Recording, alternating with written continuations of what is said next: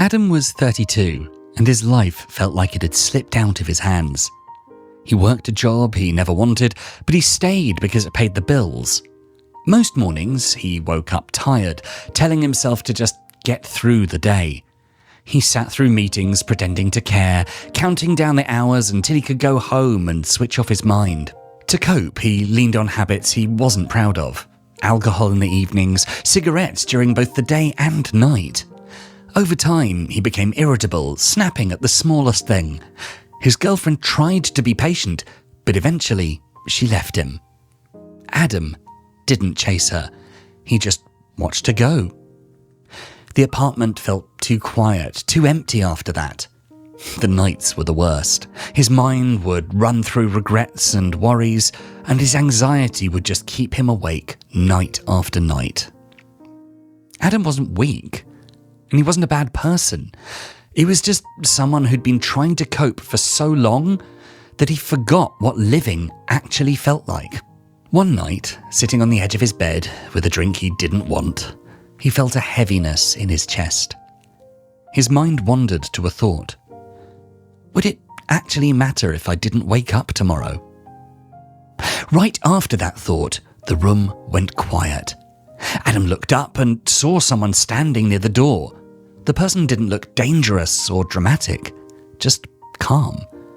Who are you? He asked. I am the angel of death, the figure said. And you've been calling for me every night for a year, Adam. With the smoke, with the drink, with the silence. I'm just answering the invite. Adam froze. I don't want to die, he said quietly. Then why do you want to live? The angel asked.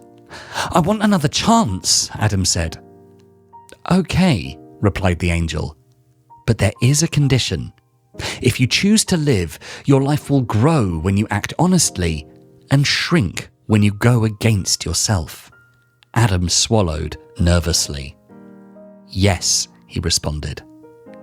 Then live in a way that keeps you alive. And with a flash, a moment later, the angel was gone. The room looked exactly the same, but Adam didn't feel the same. He realised he'd been given a second chance, and this time he couldn't ignore it. Welcome to another Philosophies for Life. I'm Dan, and through Adam's story, we're going to explore what happens when you realise your life won't last forever. Okay, so you probably won't meet an actual angel of death, but we all reach moments where we feel stuck, exhausted, or unsure of where we're going. When you understand that your time is limited, you see what you've been avoiding, what you've been settling for, and the parts of yourself you've pushed aside. This video is about that moment, how facing your own morality can push you towards becoming the person you want to be. Sound good? Let's go. Chapter 1. Why do you want to live?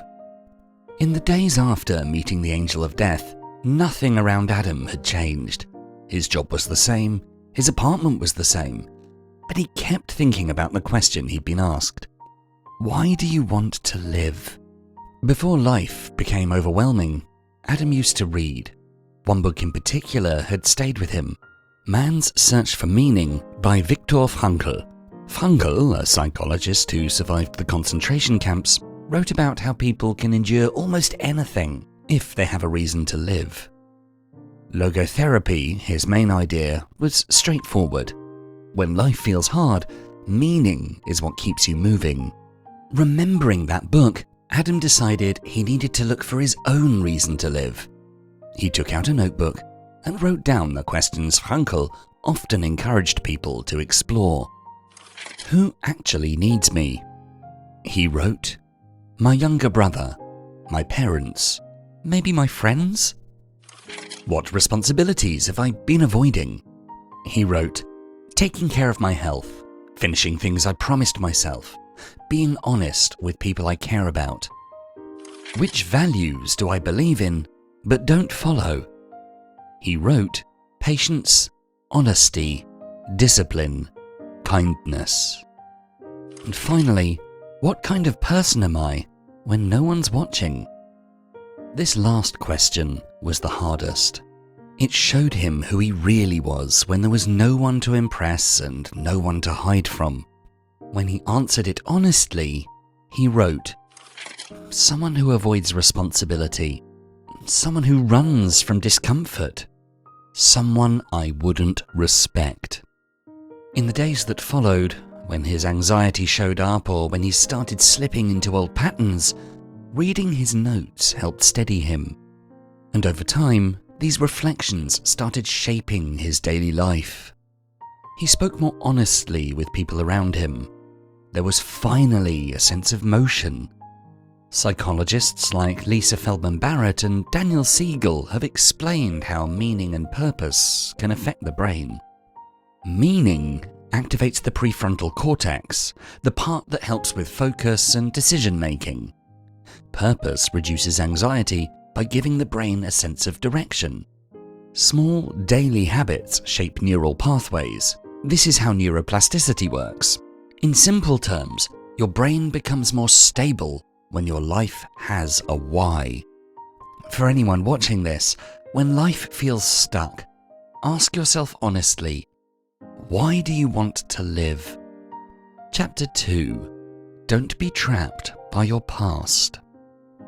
Adam finally understood why he wanted to stay alive, but he still didn't know why he felt stuck in his life. A few days later, instead of going to work after his alarm rang, he walked around aimlessly and ended up in a quiet cafe. He ordered a coffee and sat alone. As he rested there, he overheard a young woman talking to her friend at the next table. She was recommending a book called The Courage to be Disliked. She explained that the book was based on the ideas of Alfred Adler, one of the 3 founding figures of modern psychology, along with Sigmund Freud and Carl Jung. Now, Adam had heard of Freud and Jung, but not Adler. The woman explained that while Freud focused on past trauma and Jung explored the unconscious, Adler believed that people are not controlled by cause and effect. In other words, your past does not force your future. Instead, people act according to the goals they set right now, often without realizing it. To make it clearer, she gave an example. She described a man who was abused as a child. Back then, he stayed in his room to protect himself. That made sense during childhood. But now, after 10 years, he's an adult. The danger is gone, yet he still refuses to leave his room. According to Adler, the reason he stays inside as an adult isn't because of the past itself, it's because he now has a goal of staying in the room. That goal gives him a sense of safety, so he'll find any explanations to support the goal of staying inside the room. He may say, "My parents ruined my life," or "I can't function because of what happened to me." He may blame others or feel like a victim, but all of these statements help him justify staying inside. In Adler's view, this is how people use their past, as a way to support a present goal, even if the goal keeps them stuck. Furthermore, Adler believed that life isn't a straight line determined by childhood or your past. Instead, he said life is a series of small dots, moments where you can choose what to do next. And in each moment, it's possible to set a new goal. If the man changed his goal from stay inside because it's safe to build a life outside the room, his behavior would begin to change too. The old excuses would no longer fit the new direction he wanted to go. As Adam listened, he started thinking about his own life. His parents had been strict and emotionally distant. Mistakes were punished, feelings were discouraged, approval had to be earned. So he grew up believing he wasn't enough, and that it was safer to avoid conflict and hide how he felt. And these beliefs followed him into adulthood. In his teens, he stayed quiet. In his 20s, he distracted himself with drinking and avoidance. And now, in his current age, these habits shaped a life that felt heavy and unfulfilling. Sitting in that cafe, He realized he'd been living as if his past dictated everything.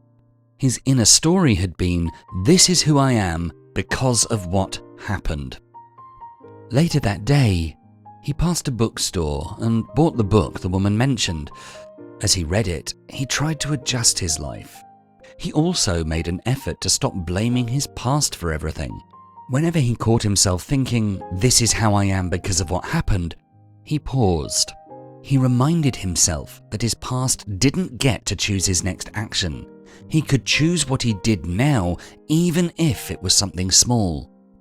He cut down his drinking and smoking, started taking short walks each morning. He tried to go to bed a little bit earlier. He cleaned one part of his room instead of feeling overwhelmed by the whole space. He couldn't erase his past, but he could choose new goals, each step becoming a move towards a life that felt more manageable. Chapter 3. Focus on the present. Adam knew why he wanted to live. He understood his past without being imprisoned by it, but emotionally, he still felt something was off. Psychologists like Martin Seligman and Ed Diener say that purpose helps you navigate life, but emotional well-being comes from the small moments you actually experience each day. One evening, while eating reheated leftovers, Adam opened his laptop and let YouTube play in the background. After a while, a video started auto-playing. It was a video of French philosopher Albert Camus. Now, normally this isn't his kind of thing, but for some reason, this time Adam didn't skip it. He leaned back and let it run. The video explained a simple idea. The universe doesn't owe anyone meaning. Life doesn't promise clarity or purpose, but even in an uncertain world, there are small moments you can appreciate if you pay attention. As the video continued, it talked about noticing the present moment, the warmth of the sun on your skin, the taste of your morning coffee, the quiet before the world wakes up, the feeling of finishing even a small task. Being present, even for a few seconds at a time, can shift your entire emotional state. Adam paused the video and sat still for a moment. Maybe noticing the present was enough to soften the weight he carried. He walked to his balcony, something he usually ignored, and leaned against the railing. The air outside was cool. He could hear distant traffic and a neighbour closing their window. It wasn't special, but it felt real, and for a few quiet seconds, he felt okay. For anyone watching this, sometimes meaning isn't found in big achievements or major life changes. Sometimes it's in the moment you're living right now. The mind needs purpose for direction, but it needs presence for peace. For Adam, this became his lesson. Life may not always feel meaningful, but the present moment can still be lived. Chapter 4. Live in good faith. One afternoon, while scrolling through his phone during a lunch break, he came across a short article about Jean-Paul Sartre. The article explained one of Sartre's main ideas, living in bad faith.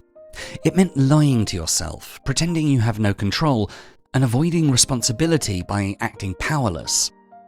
Reading it, Adam recognized himself. Much of his suffering came from avoiding responsibility for his own life. He'd stayed in a job he disliked because change felt too hard. He'd kept his feelings to himself to avoid conflict.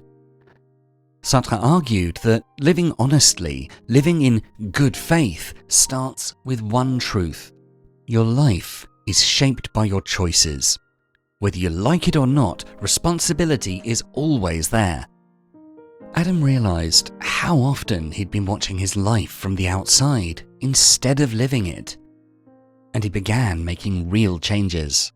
He started by updating his resume and applied for jobs he actually wanted. He set clearer boundaries with people, built small habits to take care of his health, And as soon as he admitted what mattered to him, without pretending otherwise, he felt more in control of his life again. Psychologists like Albert Bandura explain this in terms of self-efficacy. When you take responsibility for your choices, you increase your sense of control over life, which reduces anxiety and increases confidence. He finally understood the angel's condition. When he avoided truth, his life felt smaller. When he was honest, it felt bigger. Lying pushed him away from himself. Honesty brought him back. For anyone watching, living in good faith can start small. Notice where you're avoiding responsibility, admit what you really feel, and make one choice today that reflects your true values. Chapter 5. Suffering will always exist. As Adam kept making small changes, applying for jobs, setting boundaries, paying attention to his days, he finally felt himself moving forward. For the first time in months, he could see his choices shaping his life. Feeling better, he reached out to his ex, hoping to reconnect. She gently said no. She'd moved on. There was nothing left to rebuild. The rejection hurt.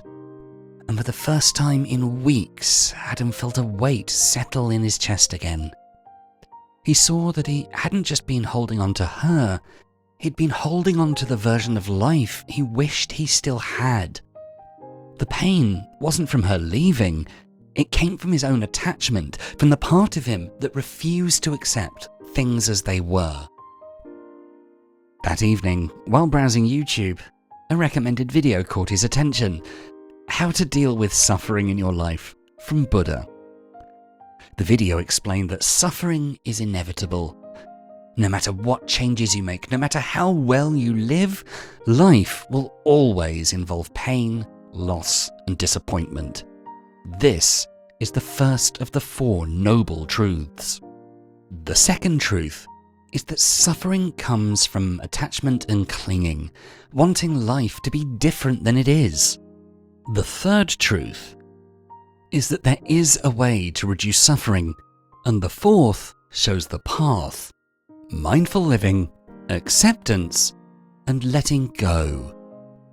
As he watched, Adam realized he'd been resisting reality and holding on to how he wished things had been.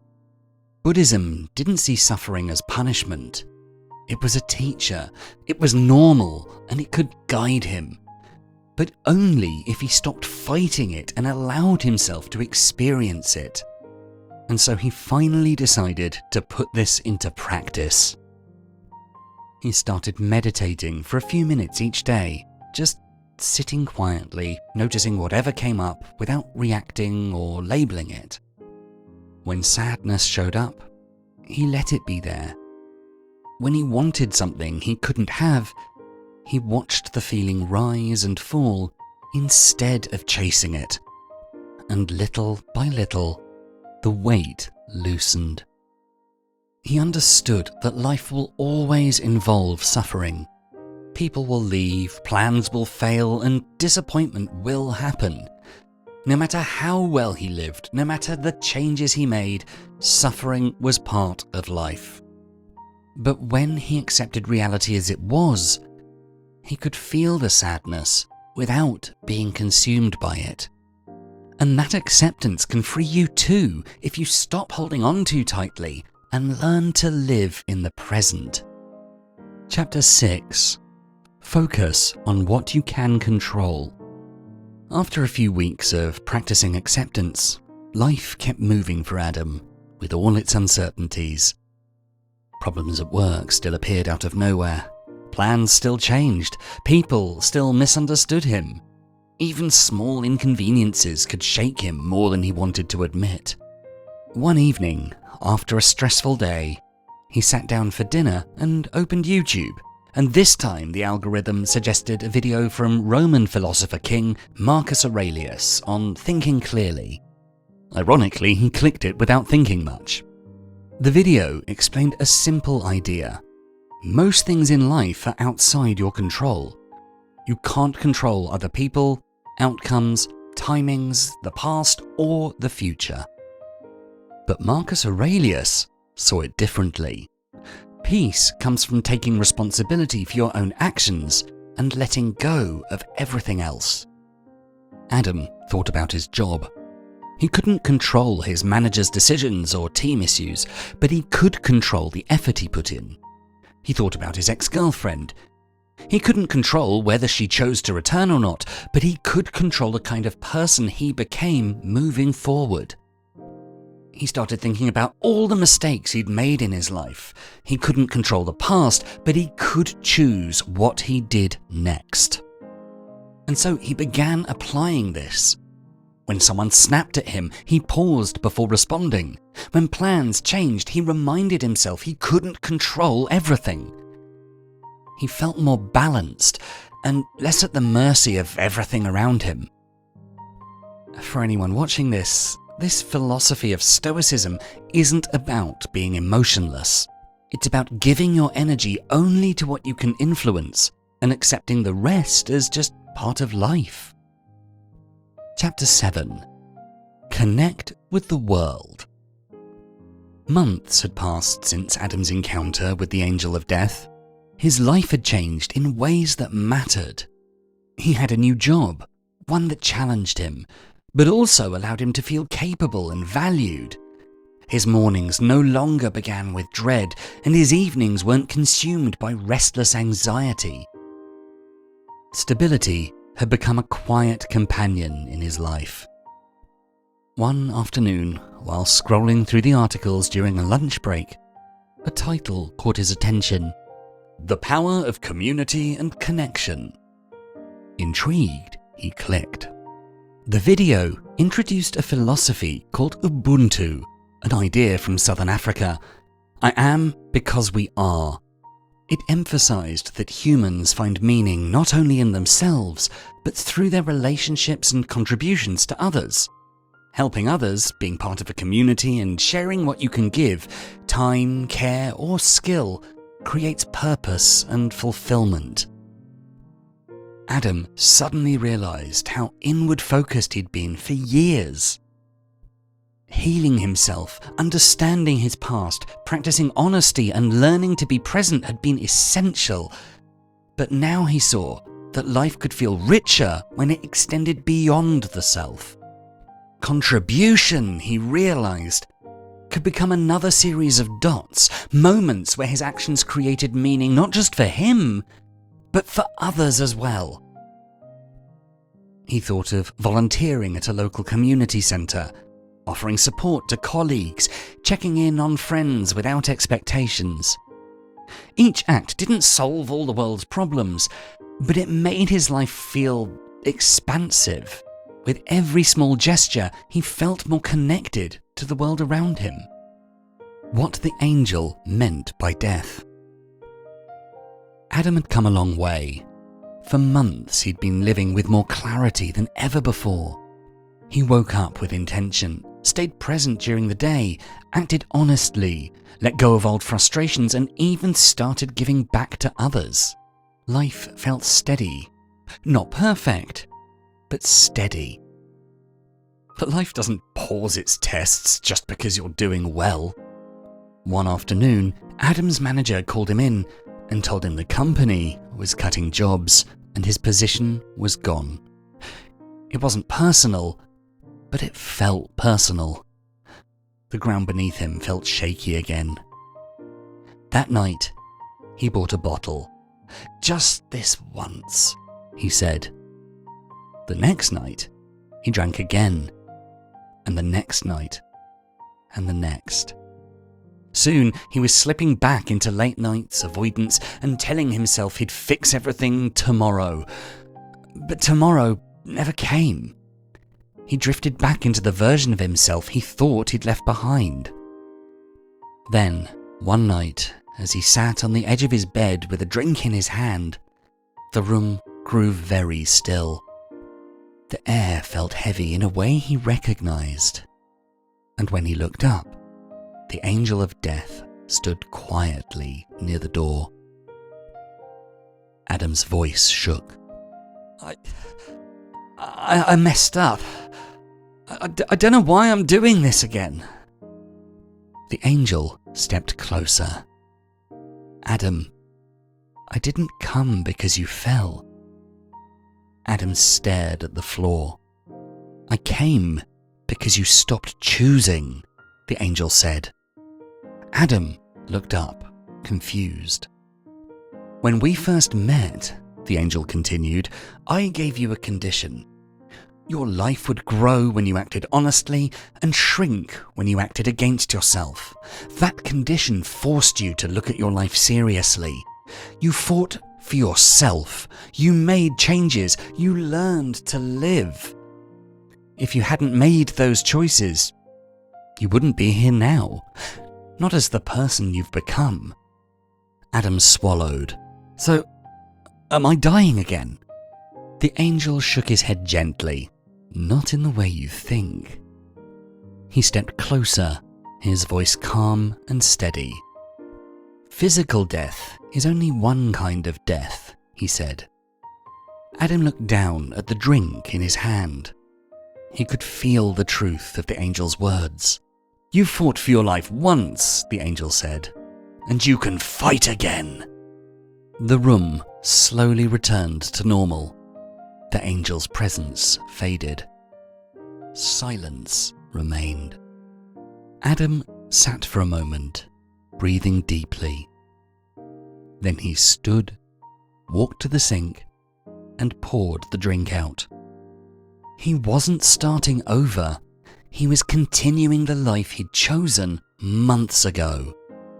The next morning, still unsettled by how much he'd tied his identity to his job, Adam searched for a philosophy that could help him let go. That search led him to Taoism, and with each new perspective, he kept growing, step by step, choice by choice. And for anyone watching this, you will slip. You will break your own promises. You will fall back into old habits. But that doesn't erase your progress. The real danger isn't failure, it's refusing to choose again. As long as you can make the next choice honest, your life can expand again. And that is what it truly means to live. If you enjoyed this video, please make sure to check out our full Philosophies for Life playlist, and for more videos to help you find success and happiness using beautiful philosophical wisdom, don't forget to subscribe. Thanks so much for watching.